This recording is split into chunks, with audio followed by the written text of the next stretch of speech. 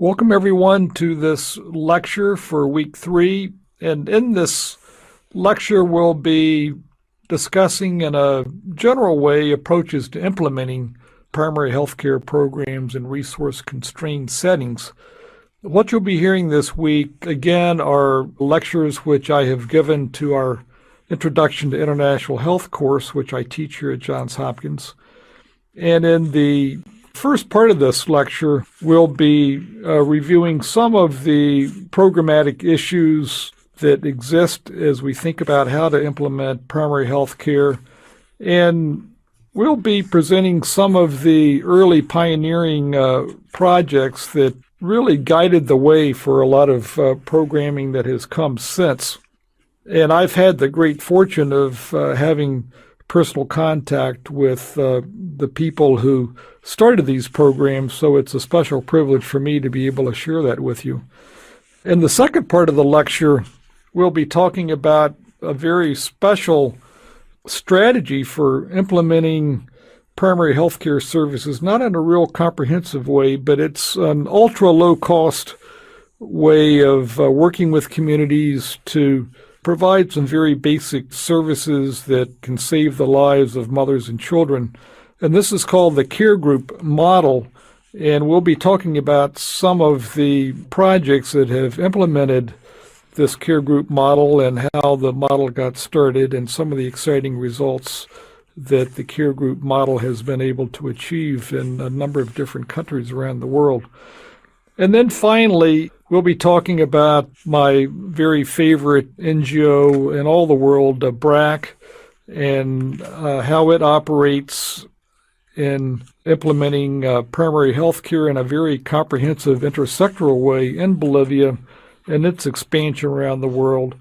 And then we will talk about Bangladesh a little more broadly as a country beyond what BRAC itself is doing.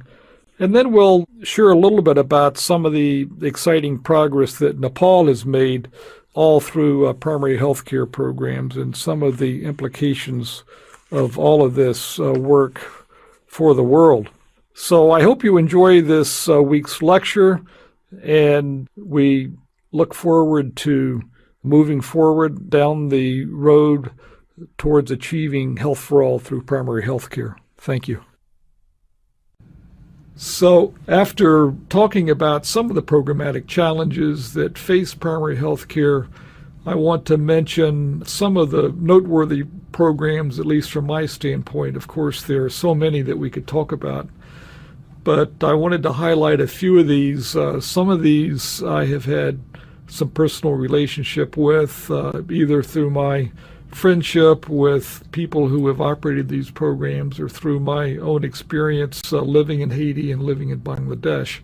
And then after we review these, we'll think about some possible ways forward for strengthening these kinds of programs in high mortality, resource-constrained settings. As I said in the initial introduction to this course at the outset on the video, the challenges that are facing the world in terms of health and disparities in health and the magnitude of the problems that should be easily solvable with the available resources and know-how are astounding. And just to review a few of those again, let me point out what I'm sure that most of you know, and I stated this earlier, but at the present time, about 6.8 million children are estimated to be dying around the world, and the overwhelming majority of these deaths are from readily preventable or treatable causes. The number is declining, and that's the great news, but the tragic side of this is that even though the number is declining, there should be a much smaller number of children dying than there currently are. And in addition to the children who are born live who are dying around the world, we're also beginning to pay increasing amounts of attention to stillbirths.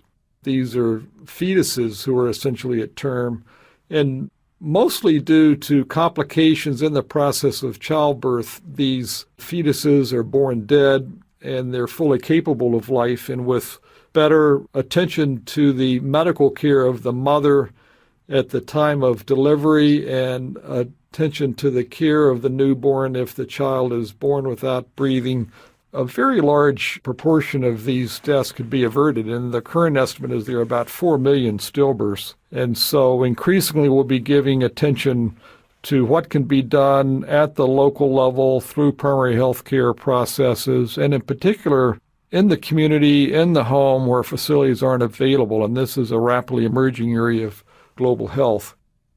In addition to the large number of readily preventable or treatable deaths of children and stillbirths, we still have an unconsciously large number of deaths of women during their pregnancy, during time of childbirth mostly. The current estimate is there are about 300 to 500,000 of these deaths occurring each year. The numbers have been declining slowly, but again, this is an unconscionable number of deaths of women because virtually all of these deaths are readily treatable or preventable with very basic medical care. And then the other tragic side of the maternal care issue is the very large number of women who develop long-term chronic morbidities related to childbirth as a result of inappropriate or inadequate or lack of basic medical care. The most tragic of these, of course, is the so-called obstetric fistula, the vesicovaginal or rectovaginal fistula that is a result of prolonged labor, where the tissues in the vagina become necrotic as a result of lack of blood flow because of the pressure from the baby's head.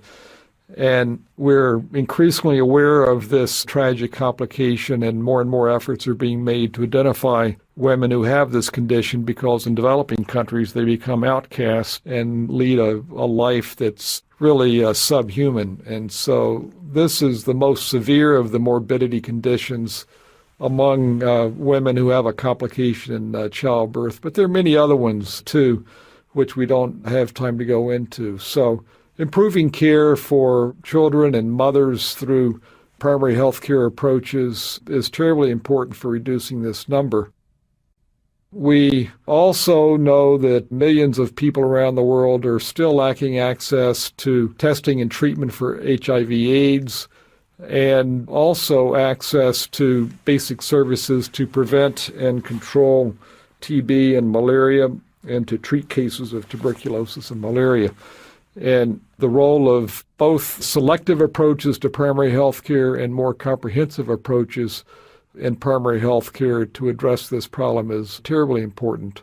We don't have time to go into the real technical side of this, but it's obviously an important issue for selective primary health care. But we are particularly interested in this course to think about and talk about how comprehensive primary health care can be effective in addressing disease priorities, but at the same time address broader needs and concerns that people have.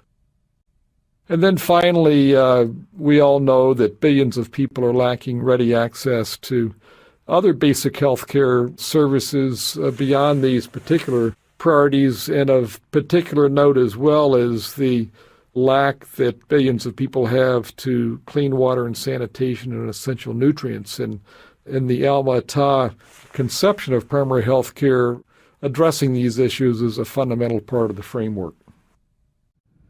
In so many places, health facilities are still far away, and even if they are not far away, they're often too expensive for the capabilities of very poor families, and they're still often providing care that are perceived by local people to be either unfriendly or they're perceived as being unwelcome in the environment. We are making progress on these issues, but still there's a long ways to go. You may not have heard of one of my favorite articles, and it's cited from time to time, and I have the reference for this at the end of the PowerPoint here. Tudor Hart wrote in The Lancet in 1971 a very interesting article, which he calls the inverse care law. And he talks about, in the British case, how the best medical services are available to the people who need it the least, and the people who need healthcare services the most have the worst medical care.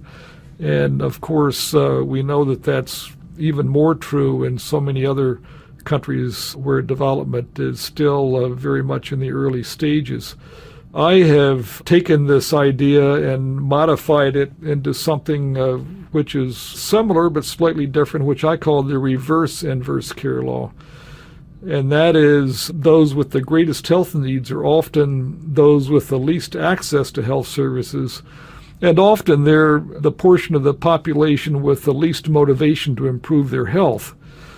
And so this provides a particular challenge for health programs to reach those in the greatest need with services that they are willing and interested in making use of. Miriam Weary was a student at Johns Hopkins School of Public Health back in the 70s, and she has become one of the great promoters of primary health care throughout Africa. And she more recently was the chair of the board of AMREF at the time that AMREF received the Gates Award in Global Health. And this statement is from her acceptance speech, which I think also gives some sense of the challenge that we all face in developing programs and strengthening health services. But this is from the standpoint of an African. She says that we are convinced that if the development agenda had recognized the existing strengths in the African people and had built on them, we would have gotten much further than with the approach of treating African people as if all they have is ignorance to be gotten rid of and presenting them with solutions with no bridges to their reality. This statement, to a large degree, I think, reflects the strong biomedical, sort of top-down vertical approach that has permeated so much of development work in developing countries, although there certainly are plenty of exceptions to this. James Grant, you may remember from the previous lecture, was the truly outstanding executive director of UNICEF from 1980 to 1995. And he used to like to talk about this dream product. And it will probably be pretty obvious to you as you read this what exactly this dream product is. But I think this is a great example of one of the many challenges facing programs and improvement of health through programs, and that is our inability still to convince mothers that appropriate breastfeeding is so vital for their children. Breastfeeding is such an obvious win-win situation for everybody in terms of the health of the child, the convenience of the mother, the low cost, and so forth. But it's really surprising that in this first decade of the 21st century, we still have a situation where so many women are not providing exclusive breastfeeding during the 6 months of life and then providing appropriate continued breastfeeding after that with complementary feeding. The figure that you see before you now, coverage of interventions, varies across the continuum of care. This is a figure that has come from a very important document called the Countdown document that looks at where we are in the 68 countries where 97% of the world's child and maternal deaths take place. For the interventions that we know are effective in reducing deaths of mothers and children, this graph shows the coverage of these services in these 68 countries.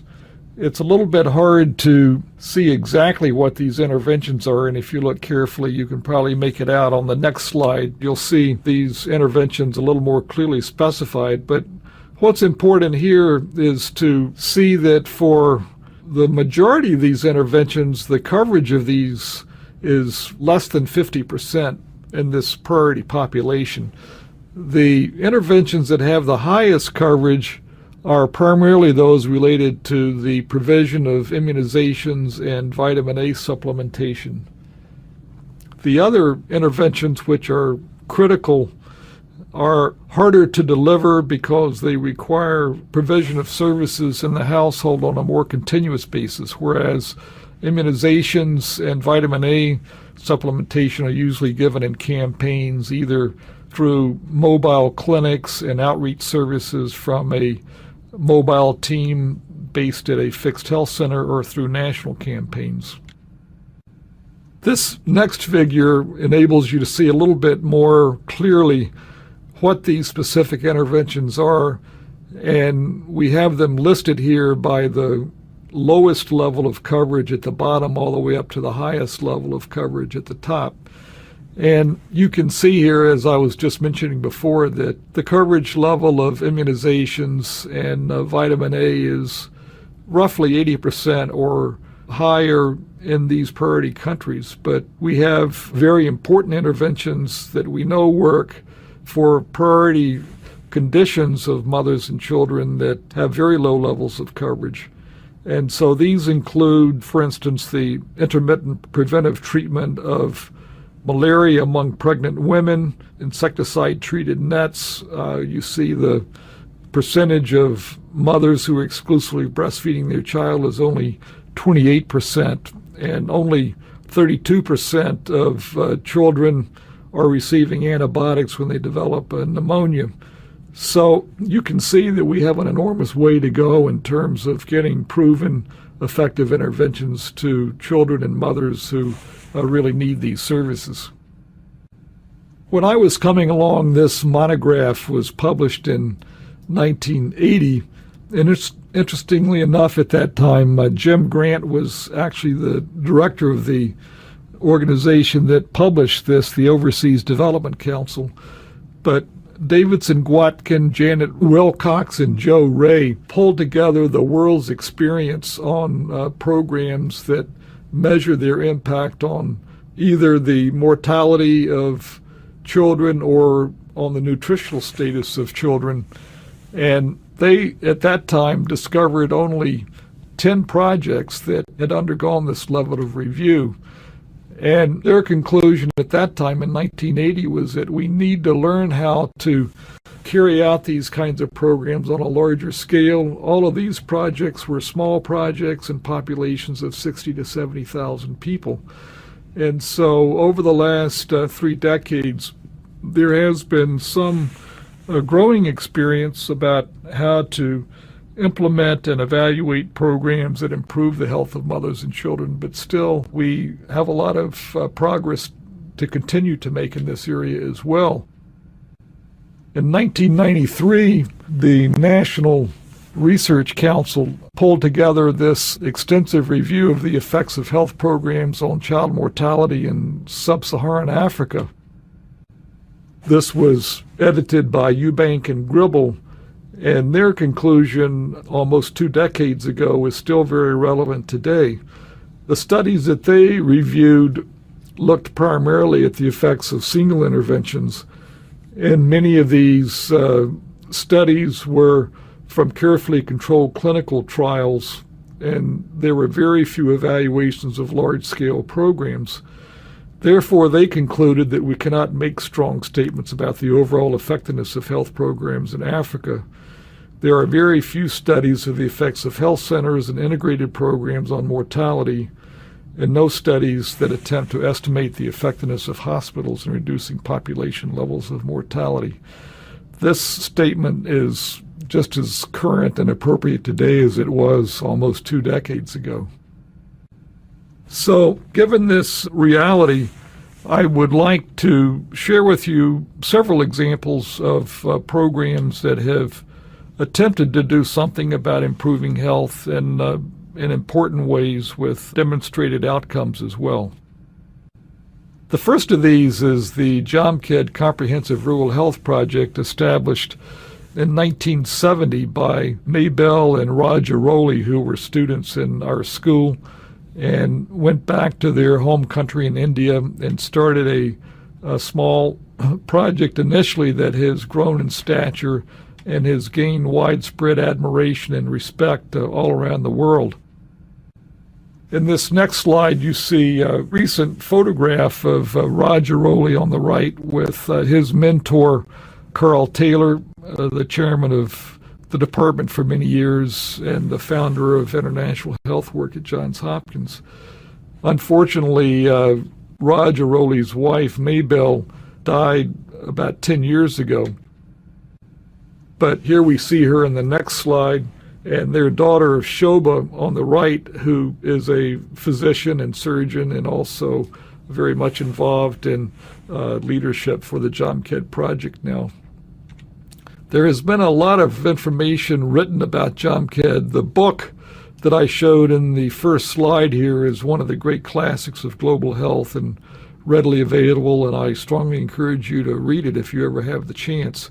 But there also have been a lot of articles written about the JOMCAD project. But what is important here is that the Arolis have developed a whole approach which they refer to as comprehensive primary health care that is very much along the lines of the concept that we discussed as declared at Alma-Ata. And by that I mean that they've developed a program that is multi-sectoral, that has strong activities in agriculture, nutrition, water, sanitation, as well as medical care, and also has other components that are vital for improving health, such as women's empowerment and promotion of income generation. Their whole approach has really fostered on empowerment of women and empowerment of communities. At the same time, helping community health workers to understand and be able to respond to the acute healthcare needs in the community and to provide health education that will help these very poor people in the rural villages of Jamkhed and Maharashtra, India, to improve their health. And in this graph here, you see the dramatic decline in infant mortality that they have recorded for their work going back to 1972. At that time, in 1972, there was enormous malnutrition, there was famine, lack of access to water, very basic issues that had to be dealt with. But as you see here in this graph, which is from their book that was published in 1994, they were able to obtain very low levels of infant mortality, which have continued on, as you see in the next slide, from more recent data from their project. And I have here as well a comparison data for rural Maharashtra from the demographic and health surveys that have been reported. And you can see how the infant mortality rate in Jamkhed started out at a much higher level than was the case for rural Maharashtra, and very quickly fell to a level which was lower than that for rural Maharashtra, and has continued to decline and is now in the low 20s as an infant mortality rate. Quite an achievement for a rural area in a very poor country. The next program I wanted to mention briefly is the Hospital Albert Schweitzer in Haiti, where I had the privilege of working from 1999 until 2004. Albert Schweitzer was a very famous medical missionary who worked for some 60 years in Gabon in West Africa, and was a famous writer and theologian and philosopher, as well as a very well-known medical missionary. But he inspired the people you see on the right here, Larimer and Gwen Mellon, who at midlife decided that they wanted to follow in Albert Schweitzer's footsteps, having read about him in a Life magazine article. So when they were 37 or so, they changed their lives. Larry went to medical school, and his wife became a medical technician, and they moved to Haiti and started a hospital, which they named in honor of Albert Schweitzer. And in 1956, this hospital opened up, and it was quite well known early on. The Mellons were very wealthy. They had money to invest in this, and they moved there and operated this hospital. But after 10 years of operation, they came to realize that just hospital services by themselves were not going to really make much of a dent in terms of the overall needs of the population. And so they went back to the United States and looked for some public health expertise that could help them in the public health side of this, and they found Warren and Gretchen Berggren at the Harvard School of Public Health, who had been medical missionaries in the Belgian Congo and had decided to move out of hospital care and get into public health. And so in 1967, the Berggrens came down to the Hospital Albert Schweitzer and started a community health program to complement the work of the hospital. And their mentor was a Harvard faculty member named John Wyan, whom you see in the next slide, who back in the 50s had worked with Carl Taylor and was very much involved in an important study that was foundational for primary health care work, which is called the Kana study, and was a building block for the Naringwal project that Carl Taylor led back in the 60s in India, which we haven't had time to discuss, but that we do discuss in our case studies in primary health care course that you might consider taking. The Kana study, among other things, was the first extensive assessment of the epidemiology of health and fertility in a developing country, and it was a landmark study. But one of the things that came out of this for John Wyan, who spent most of his career either providing field leadership for the study or writing up the results, one of the important outcomes of all this was the potential of home visitation for providing education to families and for registering vital events. And this principle was passed on to the Berggrens when they went to the Hospital Albert Schweitzer, and with John Wyan's support, the Berggrens were able to develop a primary health care program that involved a visitation of all households, registration of vital events, and delivery of services to as near the household as possible. And that community health activity, linked with the availability of hospital services, led to the outcomes that you see in this next slide. You see, just like as in Jamkhed, a very dramatic decline of under 5 mortality. In the Haiti situation, a large part of this decline was due to the very successful immunization program against neonatal tetanus by immunizing mothers during their pregnancy. But you can see that over a long period of time, through the maintenance of this community health, primary health care program at the Hospital Albert Schweitzer and its service area, there have been much lower under 5 mortality rates than has been the case for Haiti as a whole, or when more recent data became available for rural Haiti. These levels are not as low as what were achieved in Jamkhed, but of course we all know that Haiti is a very difficult place to work with all of its political turmoil and many other problems. So the fact that they were able to achieve this level for a long period of time and sustain it, I think, is quite an achievement. Here you see on the next graph a comparison of the coverage of key child survival interventions in the Hospital Albert Schweitzer area compared to those that were measured for the country as a whole. And these changes in coverage represent some of the reasons for why this mortality impact was achieved at the Hospital Albert Schweitzer. One of the interesting things that we found when I was involved in this work is that there were some prominent disparities of mortality within the Hospital Albert Schweitzer service area. The country of Haiti has a lot of mountainous areas, and then it also has central plains where rivers run through, and that's certainly the case where the Hospital Albert Schweitzer is. And so for the communities that were living in the plains, which were near the hospital, the mortality rates were only about half or less that of the mortality rates of children who lived in the mountains, where the families were poorer, they were more isolated, services were more difficult to access. From the beginning, the Hospital Albert Schweitzer made enormous efforts to extend coverage of these services out to the rural areas, but in spite of these efforts, marked mortality differentials persisted, and so I think it points to the great need within health programs to be aware of priority groups and to invest additional efforts towards these priority groups, not just to ensure that they have equal access as other better off groups have. As you can see in this table of the healthcare resources at the Hospital Albert Schweitzer compared to Haiti nationally, the number of physicians actually is less on a per capita basis in the Hospital Albert Schweitzer service area than it is for Haiti as a whole. and the number of hospital beds is actually less as well.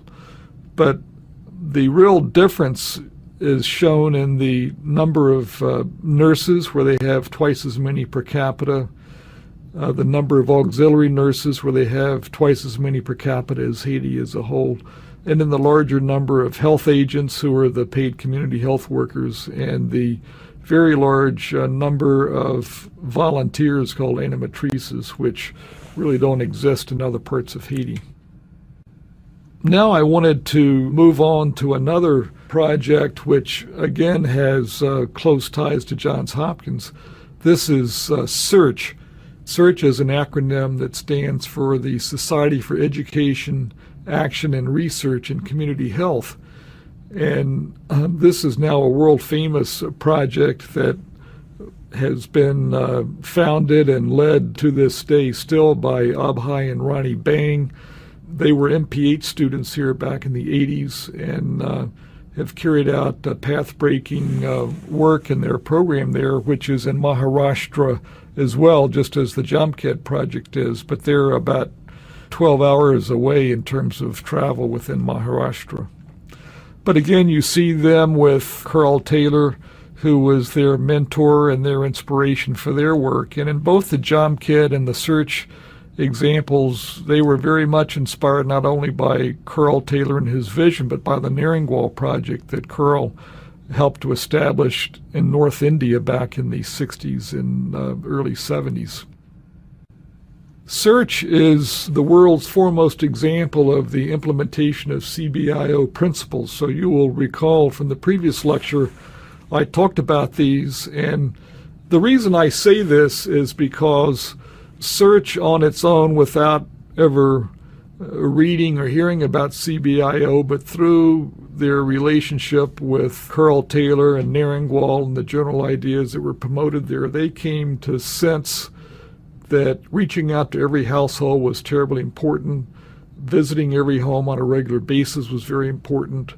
Registering vital events through home visitation was very important. And using this information to guide programming was very important as well.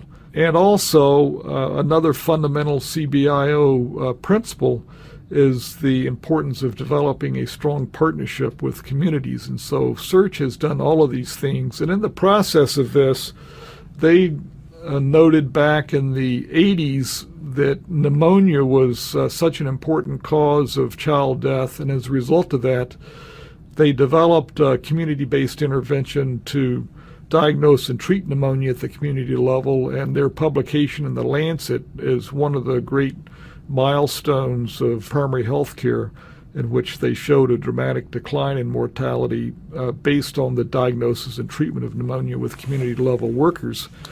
Then more recently, they have become quite noted because having more or less solved the problem of childhood pneumonia to the best of their ability in the circumstances in which they work, they noted with their own vital events system that neonatal mortality was such an important contributor to under 5 mortality. So they set about to develop an intervention to reduce neonatal mortality, and their home-based neonatal program has now become a model for the rest of the world and has been replicated and is setting the standard now for global health around the world.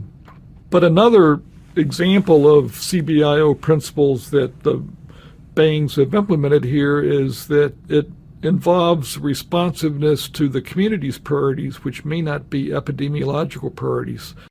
So in this case, in their process of building a partnership with the community, they learned that alcoholism was a strong priority, particularly of the women, because so many of the men were abusing alcohol with destructive effects for themselves and their families. And so SEARCH developed a very interesting approach to dealing with alcoholism, which continues on to this day. So SEARCH, as I say, the world's foremost example of the principles of CBIO that we talked about in the previous lecture. This is just one small example of some of their findings that arose from their work there. They have at SEARCH a comparison area along with their intervention area, and here are the findings of their home-based neonatal care program as it was reported through 2003. And you see the impact of their home-based neonatal care program in the intervention area. The data that you see here are the infant mortality rates, not just the neonatal mortality rate.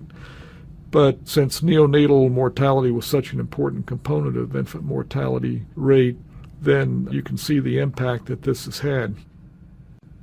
I have been involved, as I mentioned in the previous lecture, with a review of the effectiveness of community-based approaches in improving child health. And if you look at the programs that have had the longest and the most sustained impact on child health, they all have some very interesting similarities that you see here in this next table. They're all involved with providing a broad range of services. They all have strong management and support for program activities. They've all developed strong community partnerships and community involvement, and they all have developed a strong role for community-based workers. So I think these principles are important as we think about developing programs that have long-term effectiveness in addressing high mortality settings. I think we will take a break here, and we will move very shortly into a slightly different kind of approach to providing primary health care services.